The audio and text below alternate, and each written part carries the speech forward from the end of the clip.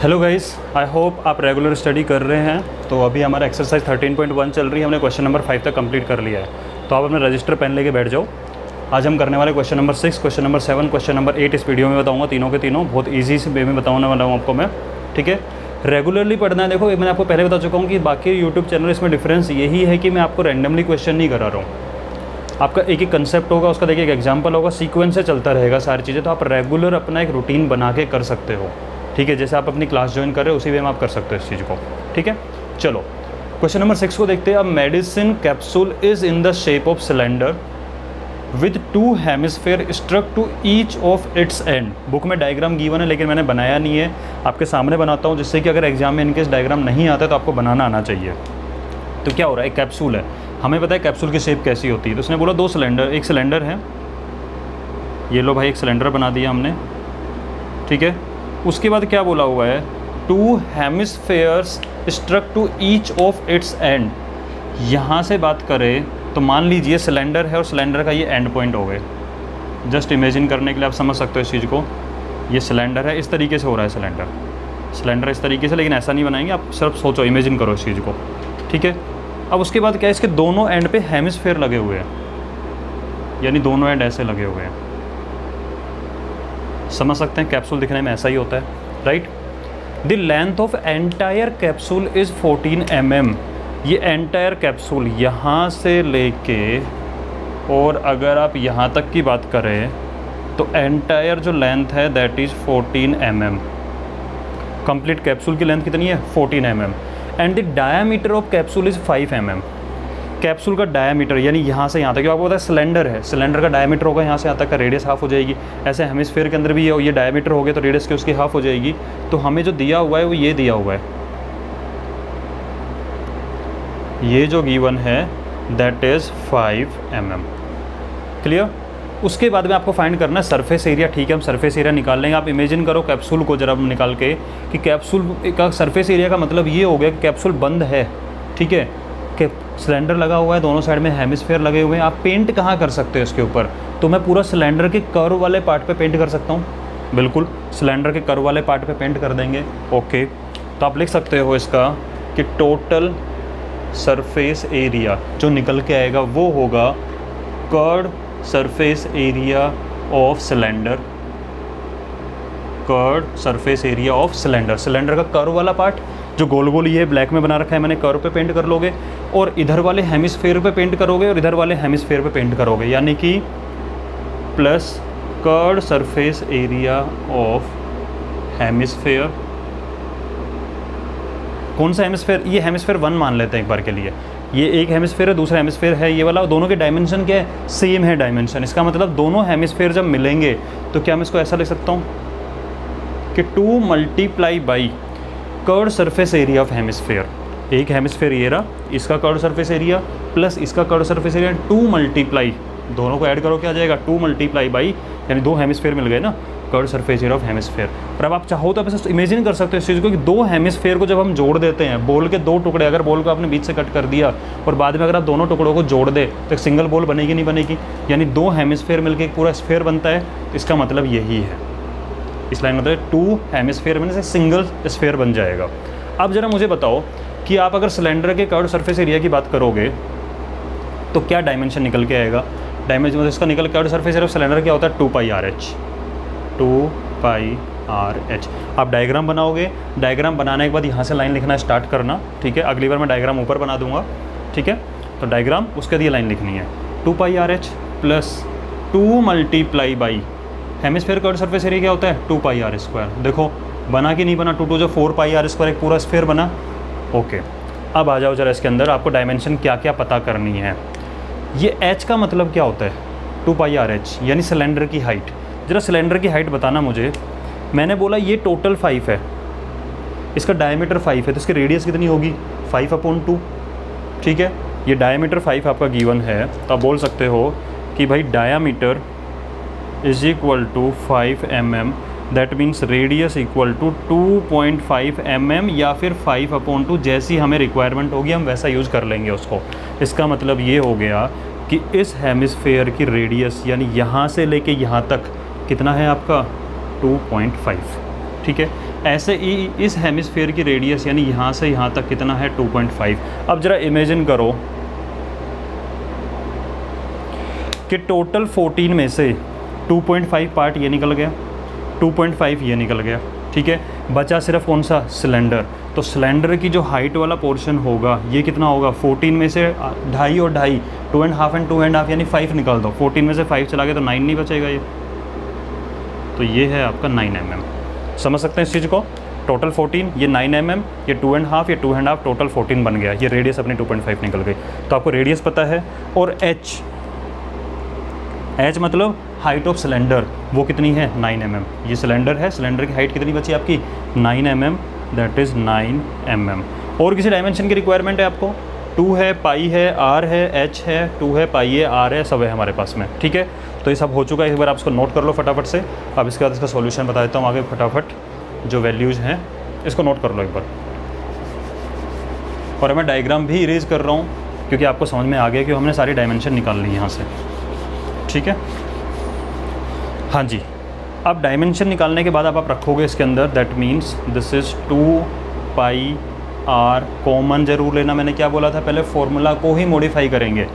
2 pi are, तो यहाँ से एच बचा, और यहाँ से देखा जाए तो ये 4 पाई आर है, तो 2 पाई आर अगर कॉमन ले लिया तो यहाँ से 2 बचा और एक आर बचा, ठीक है। उसके बाद वैल्यू रख दो 2, pi means 22/7, R means 5/2, rational form use कर रहे हैं। एच मीन्स 9, 2 आर, आर का डबल मतलब डायमीटर 5, ठीक है। अच्छा जी, 2 से 2 कैंसिल हो गया, 22/7 × 5, और 9 + 5 क्या होता है, 14। देखो कॉमन लेने का ये फ़ायदा हो जाता है। 7 × 7, 7 × 14, 5 × 10, और 10 को 22 से मल्टीप्लाई किया तो 220, और डायमेंशन mm में थी तो ये डायमेंशन किस में आ जाएगी, mm², बिकॉज सरफेस एरिया है, ठीक है। तो आई होप आपको समझ में आ गया क्वेश्चन किस वे में करना है। अब नेक्स्ट क्वेश्चन कराता हूँ मैं, इसको नोट कर लो। हाँ जी, सो अब है आपका नेक्स्ट क्वेश्चन, क्वेश्चन नंबर 7 मैंने लिख दिया है। इसको आपने होप नोट कर लिया होगा आपने। हाँ जी बेटा, मैंने आपको एक चीज़ बताई थी कि पहली बात तो ये कि बेटा रेगुलर स्टडी करनी है आपको। दूसरा मैंने कहा था अगर आपको कोई भी प्रॉब्लम आती है इन केस, तो आप इस नंबर पे मुझे व्हाट्सअप कर सकते हो, 8333124223। अगर आपको किसी चीज़ के रिगार्डिंग प्रॉब्लम है कि सर कैसे पढ़ना है, क्या करना है, तो इस नंबर पे आप मैसेज कर देना मुझे, मैं रिप्लाई कर दूंगा बिल्कुल, ठीक है। अब करते हैं question number 7। A tent is in the shape of cylinder. एक टेंट बना हुआ है, माइंड में इमेज करना है, टेंट लगाया हुआ है, आप कहीं घूमने गए हो बाहर, ठीक है। वो कैसी शेप है उसकी, सिलेंडर है, सर माउंटेड, उसके सर के ऊपर माउंट किया हुआ है। इस वर्ड को मैं ऐसे ही पकड़ता हूँ, ठीक है। Sir mounted by conical top. तो ध्यान रखना, देखो कैसे बन रहा होगा। सॉल्यूशन है इसका कि ऐसा कोई आपने टेंट लगाया जाके, ये बॉटम कैसा है आपका, सिलेंड्रिकल है, यानी ये आपकी ज़मीन है, वहाँ पे आपने टेंट लगाया और इसके ऊपर एक माउंट किया हुआ है, कैसा, कोनिकल शेप। कैसी शेप है, कोनिकल शेप है, तो ये भी सिलेंडर जैसा ही है, समझ रहे हो। ऐसा कुछ टेंट लगा दिया आपने बना के वहाँ पे, ठीक है। If height and diameter of cylindrical part, ध्यान देना यहाँ पे जो हाइट दी हुई है वो किसकी, आपकी ओनली सिलेंड्रिकल पार्ट की हाइट दी हुई है, and that is 2.1 metre. That means यहाँ से लेके यहाँ तक का जो सिलेंड्रिकल पार्ट है उसकी हाइट गिवन है 2.1 metre, and diameter of cylindrical part, इसका डायमीटर गिवन है आपका 4 मीटर। तो आप लिख सकते हो diameter is equal to 4 metre, that means radius equal to 2 metre. हमें तो काम की रेडियस है। And slant height of the top, ये कोनिकल शेप है, इसकी स्लैंट हाइट, ये टेढ़ी वाली साइड को ही क्या बोलते हैं आप, स्लैंट हाइट बोलते हो। ये तो एच हो जाता है, इसको क्या बोलोगे, एल। तो स्लैंट हाइट जो गिवन है इज़ 2.8 मीटर। ये स्लैंट हाइट है 2.8 metre, right. Find the area of canvas used for making the tent. ये पूरा जो कपड़े से आपने बनाया हुआ है, कैनवस से बनाया, इसको कितना यूज़ होगा उसका सरफेस एरिया निकालना है। Also find the cost of the canvas of the tent at the rate of 500 rupees पर मीटर स्क्वायर। इसमें एक चीज़ मेंशन की हुई है, नोट दैट कि इसका बेस कवर नहीं है। और ऑब्वियस चीज़ है यार, आप खुद बताओ, टेंट लगाते हो तो ज़मीन में तो मिट्टी होती है, ऐसा तो नहीं हम कपड़े को ऊपर से लपेट के लेके आते तो नीचे भी ज़मीन पर कपड़ा ही लगा देते हैं। और बोल भी रखा है कपड़ा नहीं है ज़मीन पर। हमें कॉमन सेंस भी यूज़ करना है कि टेंट इस तरीके से लगता है कि ज़मीन पे क्या होती है, ओनली मिट्टी होती है, आप बस चारों साइड से कवर करते हो और ऊपर से कवर करते हो, ठीक है। तो अब मुझे बताओ इसका, इसने बोला है find the area of canvas.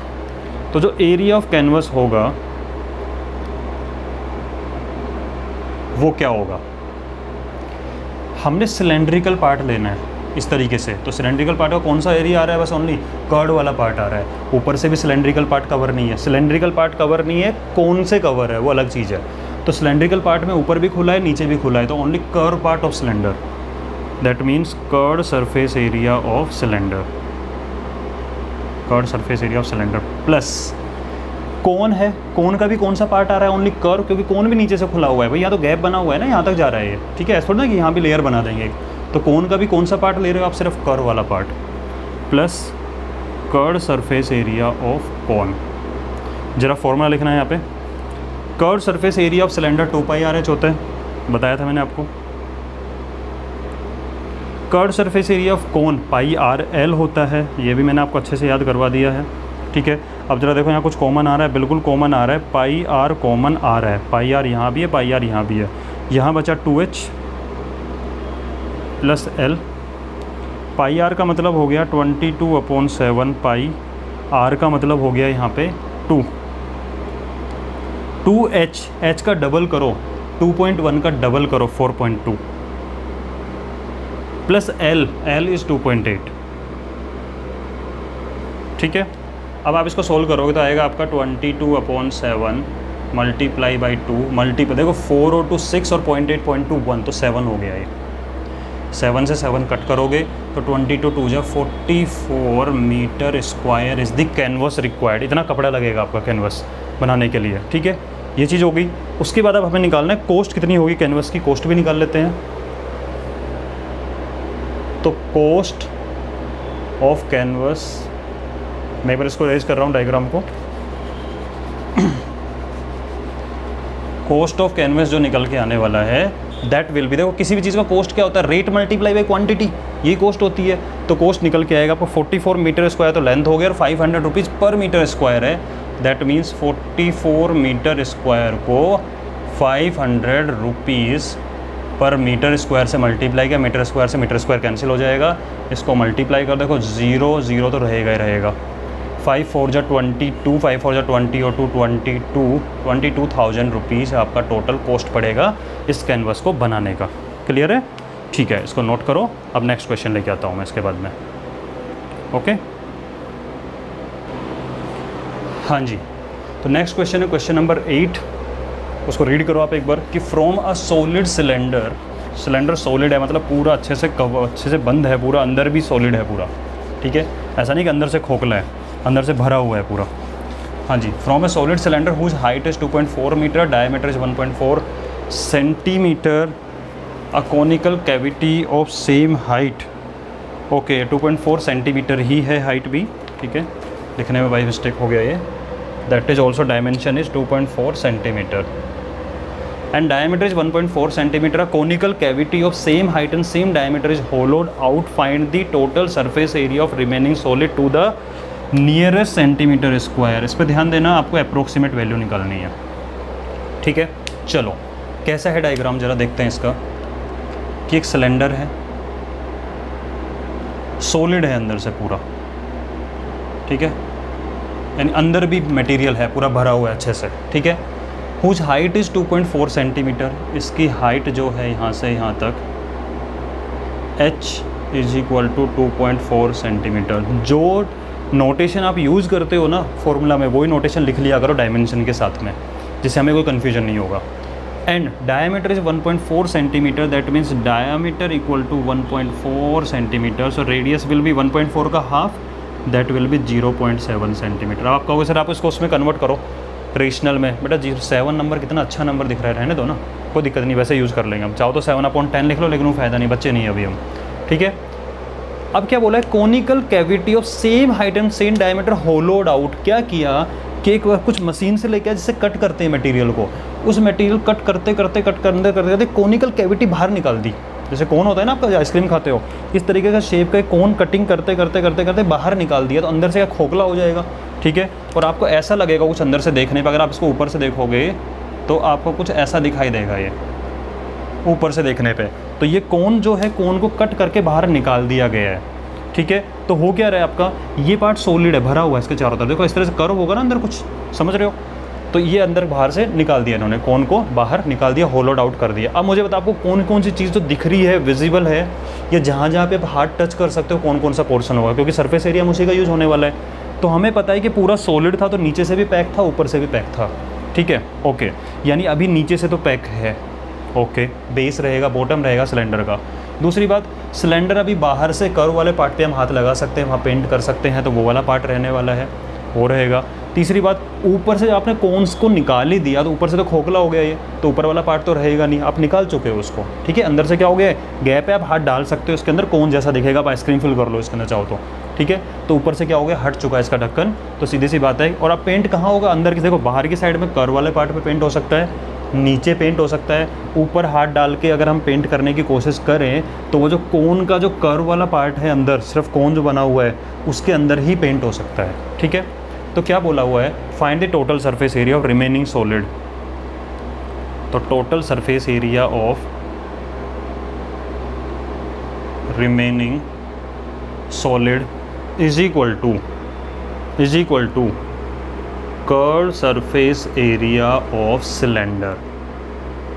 Cylinder का कर्व सरफेस एरिया आ गया ये वाला, प्लस बेस एरिया, बॉटम तो रहेगा इसका सिलेंडर का, क्योंकि वहाँ थोड़ा ना हटाया है, ऊपर से हटाया है, प्लस बॉटम एरिया, आप अपनी लैंग्वेज में लिखा करो, कोई प्रॉब्लम नहीं, बॉटम एरिया ऑफ सिलेंडर ये रहेगा, प्लस कोन के अंदर वाले हिस्से पे भी, क्योंकि कोनिकल है, आप हाथ डाल सकते हो इसके अंदर, उसमें कोन जैसी शेप है, उसका कर्व वाले पार्ट पे भी तो पेंट कर सकते हैं, plus curve surface area of cone. ये रिमेनिंग सॉलिड बच चुका है, ठीक है। नाउ वैल्यू रख दो उठा के सबकी। सिलेंडर का curve surface area means 2πr/h। Bottom area cylinder का बॉटम कैसा दिखता है आपको, सर्किल दिखता है, ठीक है, तो उसका एरिया हो जाएगा πr²। कर्व सरफेस एरिया कौन क्या होता है, πrl, तो ये हो गया πrl। अब देखो से मुझे डायमेंशन कौन कौन सी नहीं पता, h पता है, l नहीं पता, तो पहले आप l फाइंड करोगे, तो मैं l फाइंड कर रहा हूँ, उसके बाद में इसको इक्वेशन नंबर 1 नेम दे सकते हो आप चाहो तो, या फिर अभी रुको पहले इसको कंबाइन कर लेते हैं। देखो यहाँ से πr इधर भी कॉमन है, πr इधर भी और πr इधर भी, तो πr कॉमन ले लो, तो यहाँ बचा 2h, यहाँ बचा एक r जा चुका है, और यहाँ बचा l।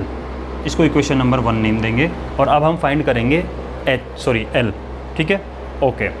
तो अब मुझे बताओ, अगर मैं इसको कोन को समझूँ, इस चीज़ को, ये रहा मेरा कोन, ओके। इस कोन में हमें h पता है, h कितना है कोन का, जितना सिलेंडर का h है, यानी कि 2.4 ही। तो यहाँ पे आपको पता है ये हो गया r, ये हो गया h, ये हो गया l। हमें पता है h है 2.4 सेंटीमीटर, क्योंकि कोन की हाइट कितनी है, जितनी सिलेंडर की हाइट है। r की वैल्यू है आपके 0.7 सेंटीमीटर। तो उसके बाद में अब क्या होगा, मैं डायग्राम इरेज कर रहा हूँ।